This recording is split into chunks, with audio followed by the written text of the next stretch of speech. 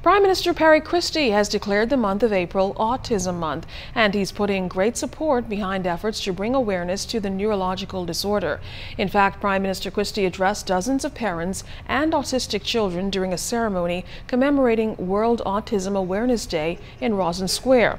He announced his government's plan to help advance the cause for those with special needs. Kendino Knowles has the story.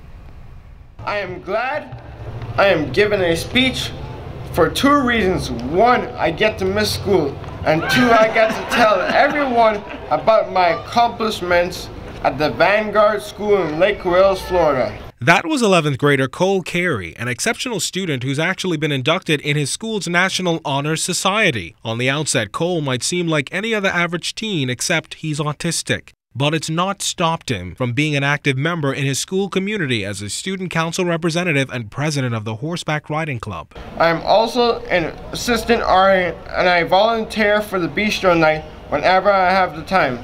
And while Cole is making the best of his high school career, there are many others just like him whose stories we might never hear. Cole's father, Mario Carey, is president of the Resource and Educational Source for Autism and Other Related Challenges in the Bahamas, otherwise known as REACH, and he's taken up the mantle of telling those stories. Carey shared statistics released by the United States Center for Disease Control that show a sharp increase in the number of autism cases, particularly in boys. The numbers have gone from 1 in every 10,000 in 1970 to 1 in every 42 in 2014.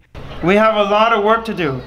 These numbers are very real. Prime Minister the Right Honourable Perry Christie, who is also the parent of a special needs child, was also shocked at the stats. That aside, the Prime Minister talked about his government's efforts to ensure equal opportunities. In fact, government has already made provisions for autistic students at the recently acquired Our Lady School. And the Minister of Education has now received the support of the government to put in place in Govt Street at that school premise provision for over 100 students of special disabilities. It's welcome news for parents who might not be able to afford the specialized care that Cole now enjoys. There are 14 Bahamian students out of 110 at the Vanguard School.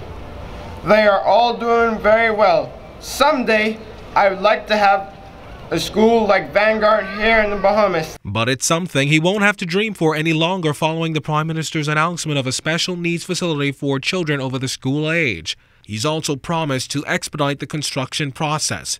In the meantime, government is preparing to present the Persons with Disabilities Act to Parliament.